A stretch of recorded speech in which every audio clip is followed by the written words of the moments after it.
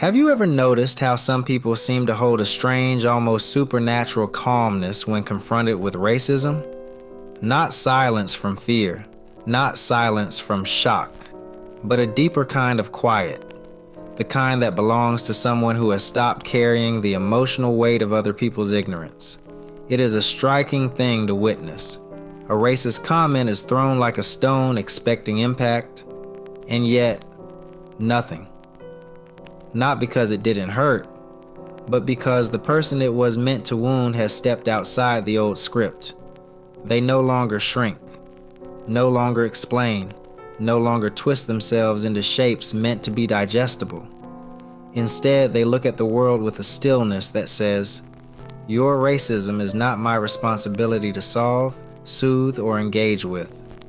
And in that moment, everything changes. The tension dissolves. The power imbalance collapses. The racist suddenly stands alone with their own reflection, no longer able to hide behind the reactions they expected to provoke. This is the quiet psychological shift that happens when a black person finally stops caring about racist people. Before that calm ever appears, something else happens first, something quieter, something older. A black child learns, far earlier than they should, that the world does not always meet them with neutrality. They notice the shift in a teacher's tone, the widening of a stranger's eyes, the way certain compliments sound more like warnings. They don't have the language for it yet, but their body knows. Their nervous system knows. So they begin to adjust. Not loudly, not dramatically, but subtly, almost invisibly. They speak more carefully. They smile more often. They monitor their own volume, their expression, their presence. They learn to read the room faster than other children. They learn to anticipate harm before it arrives. They learn that their safety depends on managing how others perceive them. This is the first disappearance, not of the body, of the self. A quiet shrinking begins, a soft folding in, a strategic softening of edges that were never supposed to be sanded down. People call it maturity, politeness, being well behaved. But underneath the praise is a truth no one speaks aloud. The child is learning to survive someone else's prejudice. With every micro adjustment, a tiny thread of authenticity gets tucked away. Their laughter becomes quieter. Their brilliance becomes smaller. Their joy becomes conditional. And slowly, a second self forms, one built for protection. A version of them who explains instead of confronts, who adapts instead of questions, who absorbs instead of expresses. This version becomes the mask they wear in classrooms, in stores, in public spaces where they are taught, subtly or overtly, that their full humanity is too much for some people to hold, and something even deeper settles in, the belief that they must monitor the world before the world monitors them. This is how the disappearing starts. Not out of weakness, but out of intelligence, the kind a child should never have to learn so young. But the most painful part? They begin to believe this version of themselves is the one that keeps them safe, and for a long time they don't question it, because questioning it feels dangerous. There comes a moment, usually in adolescence, sometimes much later, when the child who spent years adjusting begins to sense that something is off. Not wrong, not broken, just heavy. A weight that never seems to leave. A tension that lives beneath the skin. A feeling that the world is watching even when no one is looking. And quietly, gently, psychology gives this experience a name. Not to diagnose the child, but to make visible what they were forced to carry. Hypervigilance. The constant scanning of the environment. The instinct to anticipate danger before joy, the readiness that never turns off. Code switching, the seamless shifting of voice, tone, posture, not out of preference, but survival. Internalized racism, not self-hate, but the unconscious absorption of a society's biases, taken in like secondhand smoke, shaping identity without permission. Self-erasure. The soft silencing of their truest parts to avoid punishment, judgment, or disbelief. And beneath all of these lies, a wound with an even softer truth: the loss of safety in simply being oneself. This is not just sadness, not just insecurity, not just discomfort. It is a psychological imprint, a survival pattern, a way of living that formed not because the child was fragile, but because the world around them refused to hold their humanity gently. And when they finally learn the names of these patterns, something shifts, not in anger, not in blame, in recognition. Because naming the wound does not deepen it, it illuminates it. And once illuminated, the child, now older, now more aware, begins to see that what they carried was never a personal failing. It was the architecture of a world they were born into. A world they learned to navigate long before they learned to speak of it. This is the part no one sees. The part that does not happen in schoolyards or classrooms, but inside the body, inside the breath, inside the quiet spaces where the mind molds itself around experience. When a black child grows up in environments shaped by racism, the adaptation becomes more than behavior. It becomes biology. The nervous system tightens, the muscles learn to brace, the heartbeat learns to speed up at subtle cues, a tone of voice, a stare held too long, a comment wrapped in politeness but sharpened underneath. Over time, vigilance becomes instinct. Instinct becomes personality. Personality becomes identity. And this is how survival becomes the self. They begin to curate every part of their existence: how they speak, how they walk, how they laugh, how they shrink. Their brilliance becomes calculated, their joy becomes cautious, their confidence becomes conditional, allowed only in rooms that feel safe, and even then, only in small doses. This internal negotiation follows them everywhere. Will this make someone uncomfortable? Will they misinterpret me? Will I be seen as threatening? Will I be seen at all? This is not paranoia, it is lived memory. It is inherited vigilance passed down through generations who learned painfully that being misunderstood could be dangerous. And then something even quieter happens, something almost imperceptible. They begin abandoning parts of themselves to belong. They soften their culture to fit in. They mute their voice to avoid judgment. They dim their joy to avoid envy. They carry themselves with extra politeness to appear non-threatening. This is not appeasement. This is protection. But protection carried for too long becomes imprisonment. They internalize the gaze of others so deeply that it begins living inside them. They question their own reactions. They doubt their own perceptions. They second guess whether harm was harm or just in their head. And slowly, the world teaches them to mistrust themselves. That mistrust becomes a fracture, a split between who they are and who they must be to move safely through certain spaces. This fracture can look like hyper-independence, people-pleasing, emotional numbness, exhaustion disguised as strength, smiling through discomfort, understanding everyone while being understood by no one. They become the peacemaker, the forgiver. The one who lets things slide, the one who educates gently even when they are tired, the one who absorbs the discomfort of others while carrying their own alone. And on the surface, they appear calm, controlled, graceful in the face of ignorance. But inside, a quiet storm brews, made not of rage but of grief. Grief for every moment they had to swallow their truth. Grief for every space they entered with their guard up.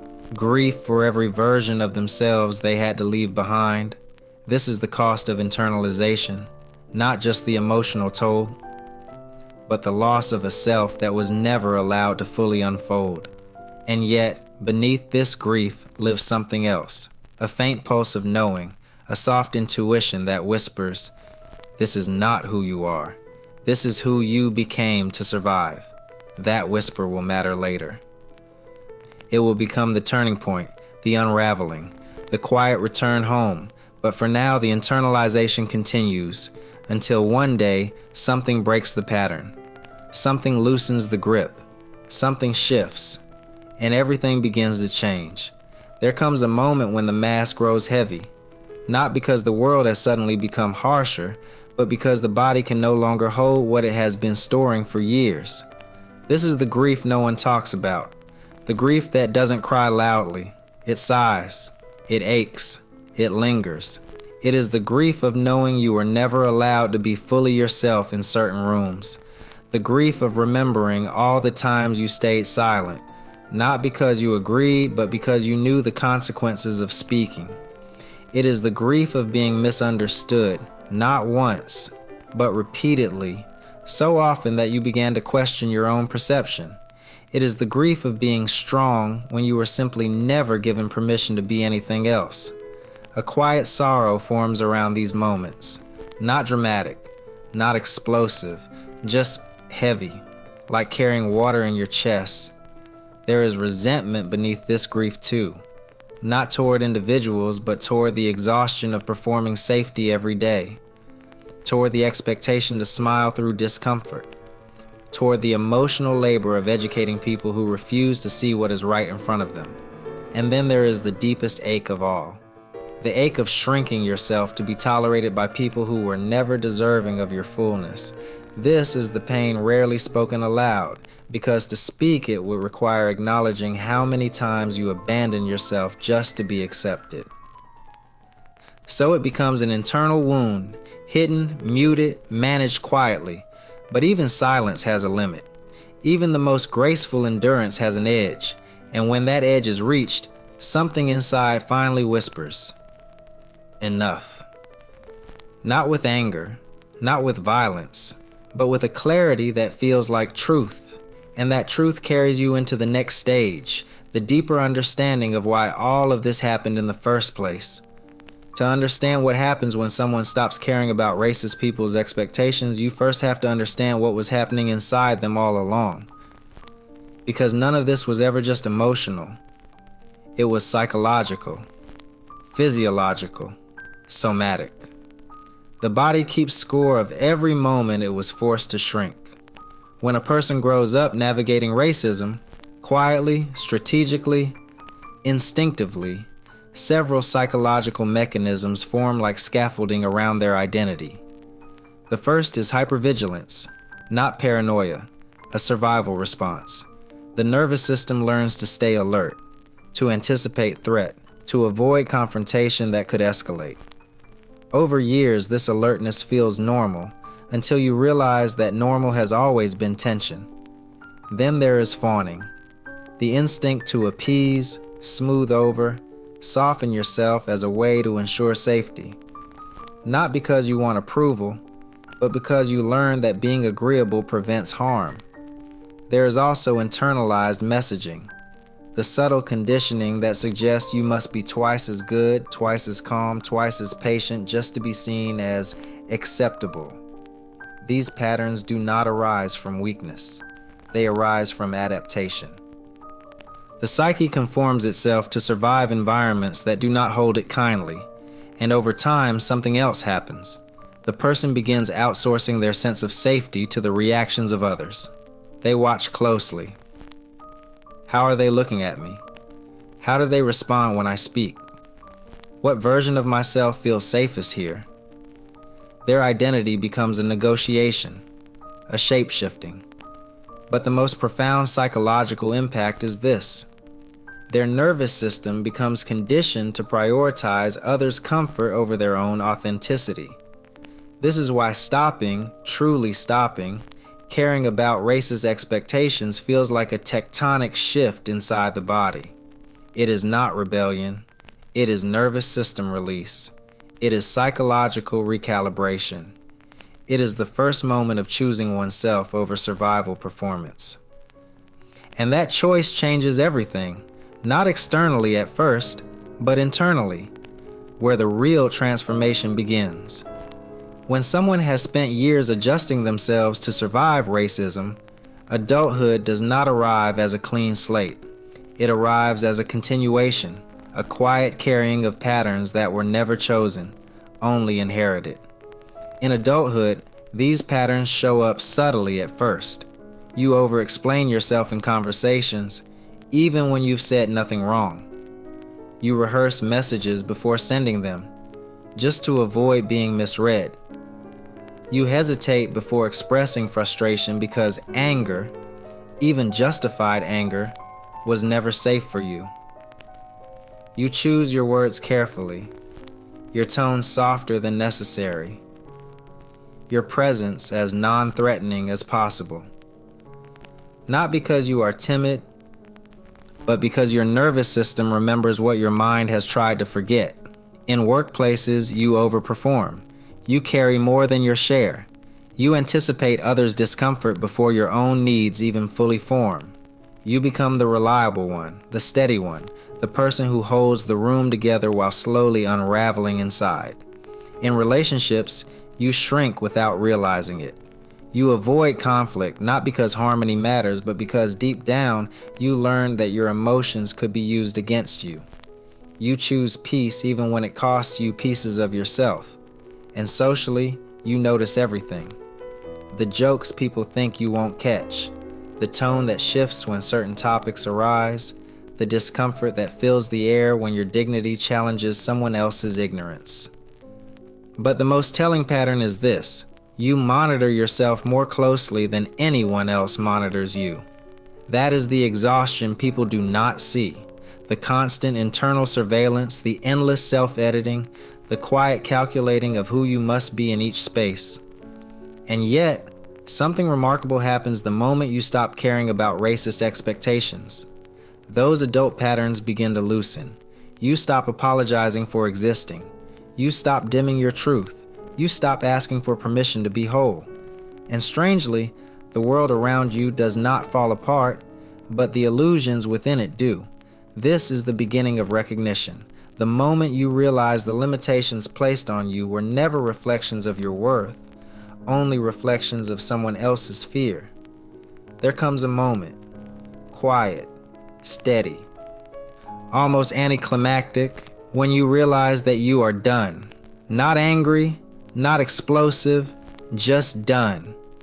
It is the moment when the mask slips from your hands and you feel no urgency to pick it up again. You notice it when someone makes a subtle, familiar remark that once would have sent you into self-doubt, and instead of shrinking, you feel nothing. Not because you're numb, but because you finally see the truth. It was never your burden to carry. It was never your responsibility to educate, impress, soften, or prove. It was never about you at all. And in that realization, something shifts. You begin to recognize the pattern. The way racism trained you to contort yourself. The way you measured your safety by someone else's comfort.